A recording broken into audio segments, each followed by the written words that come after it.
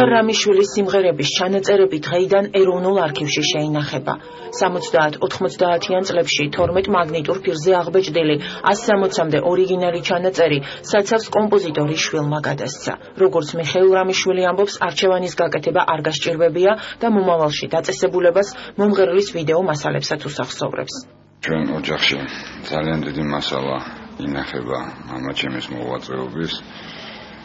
მე გადავწყვიტე, რომ მომავალ თაობებს რომ დარჩენოდა ეს ყველაფერი და მოგეხსენებათ ახლა გარკვეული პერიოდის შემდეგ აუდიო ფირები ფუჭდება.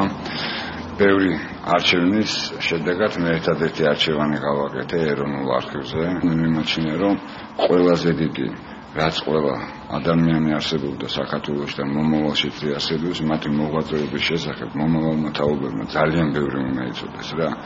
და აქედან გამომდინარე ძალიან დიდი სამუშაო გაწიეს ეს ყველაფერი აღდგენილი იქნა.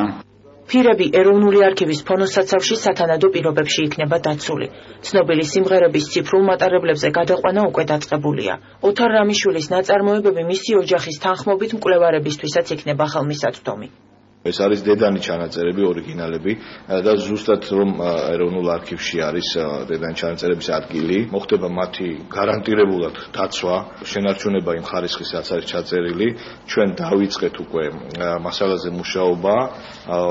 ეს რა თქმა უნდა შრომატევადი პროცესია. გარდა იმისა, რომ სასიამოვნო პროცესი არის შრომატევადი, მთელი ტექნოლოგიებია საჭირო. რაღაც ნაწილი უკვე გვაქვს გადაწერილი, ელექტრონული ვერსიები გვაქვს გაკეთებული, შემდეგ მოხდება ამის საარქივო წესის დამუშავება. როგორც ცნობილია, ეროვნულ არქივს SoundCloud-ზე ოფიციალური არხი აქვს. ოთარ რამიშვილის ყველასთვის საყვარელი მელოდიები მალე ინტერნეტ სივრცეშიც განთავსდება.